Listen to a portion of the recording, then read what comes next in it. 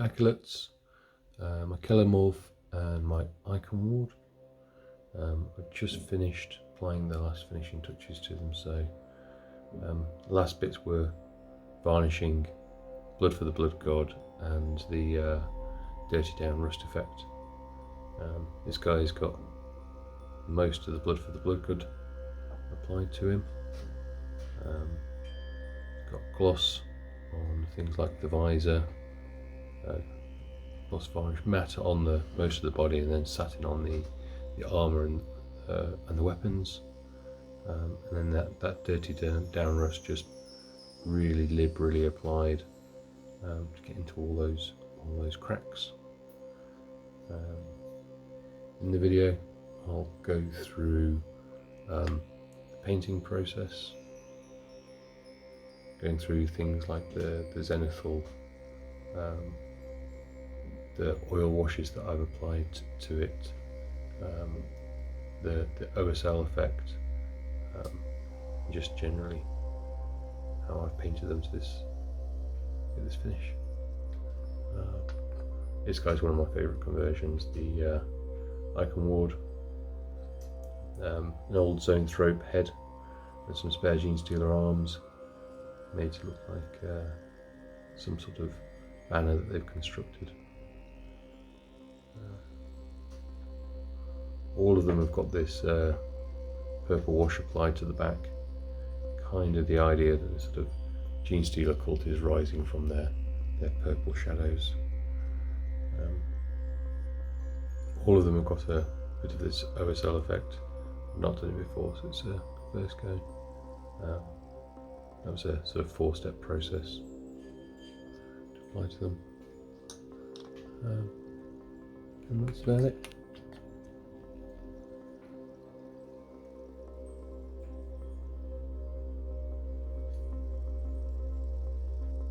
I've done the basing on these guys that I forgot to include with the other 5.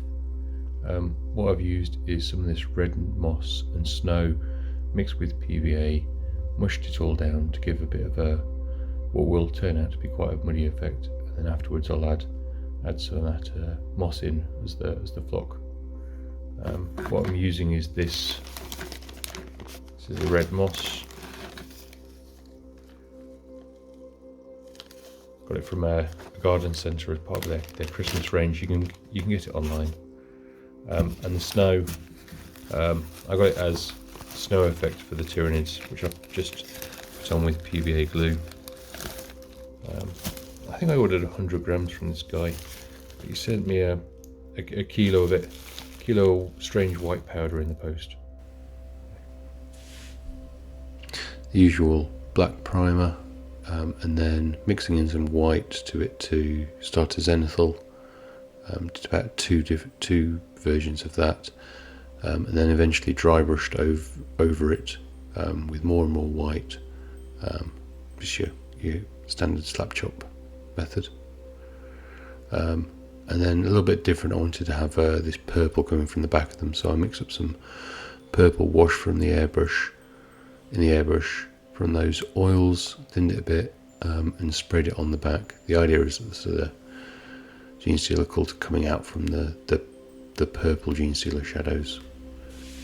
Jumping ahead a bit, I've based everything, and I'm just painting brown over the red flesh and on the face, and the grey flesh on the arms, trying to get that transition from the Tyranids, which were just red and grey, to sort of a human colour with the neophytes have to be.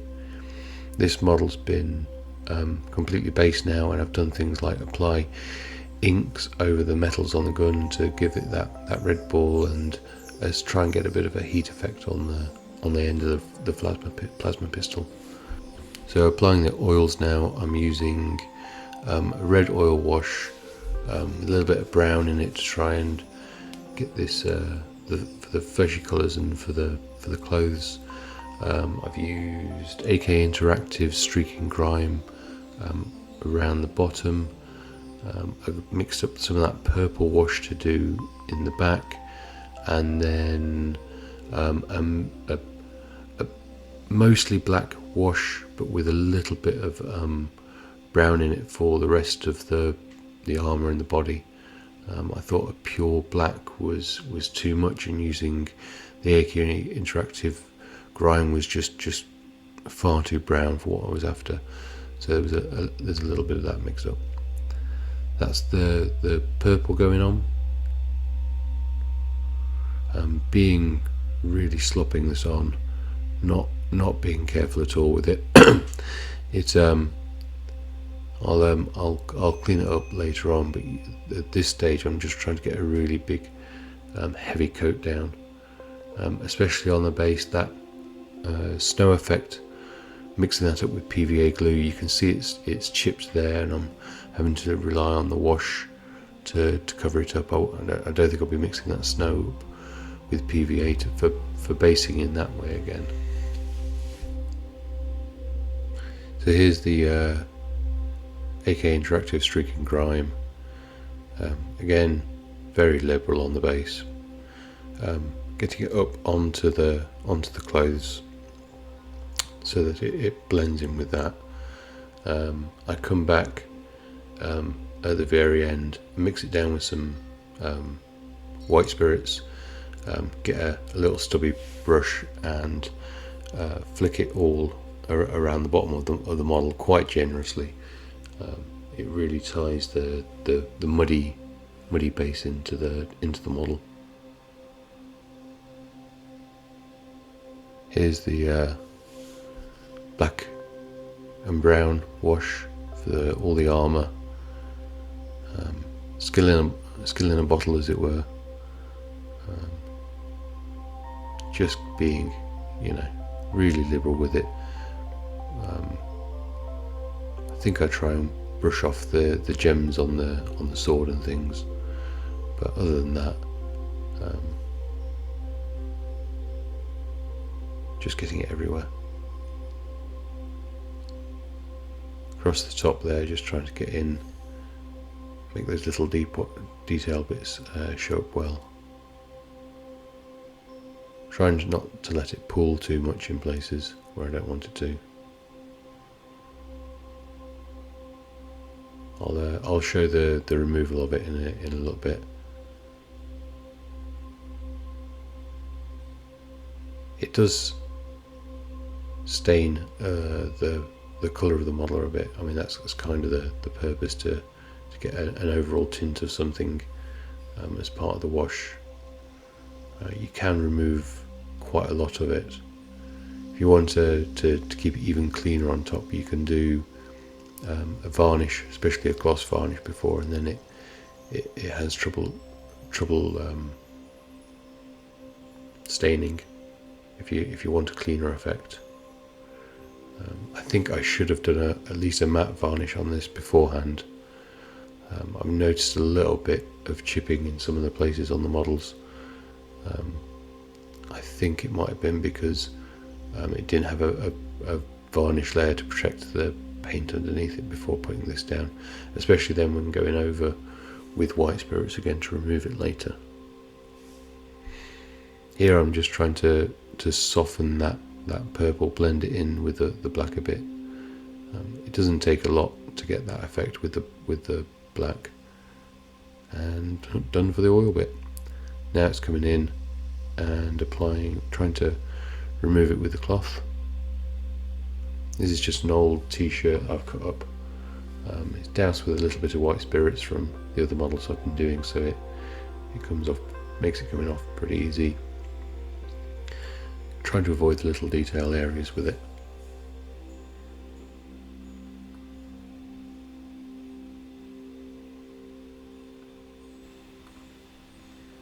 Just going over the purple at the back now. Was very liberal with that, but this is just after I've painted it, so the oil's still very wet. You've got quite a lot of working time as well if you want it to start seeping in and be harder to remove and get more accurate blends.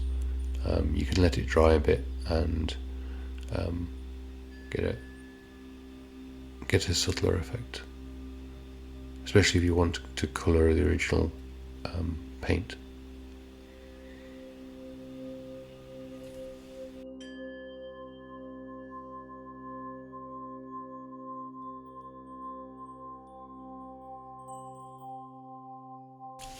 On to the last stage of the oil wash removal, using these little electrical teepees.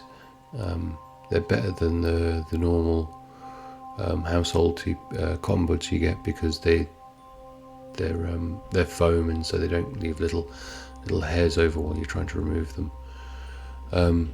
This stage is just like your highlighting stage. It's soaked in white spirits, so it's removing everything that it touches at this point.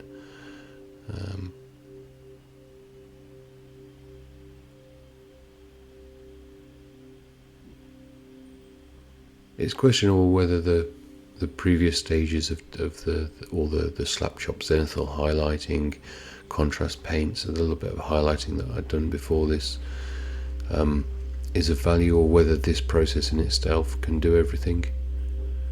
I think when you're removing the highlights, you do get a little bit of a benefit from having done that highlighting layer beforehand.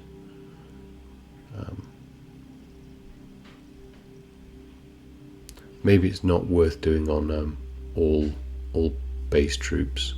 Maybe it's something you'd reserve for doing your characters or something.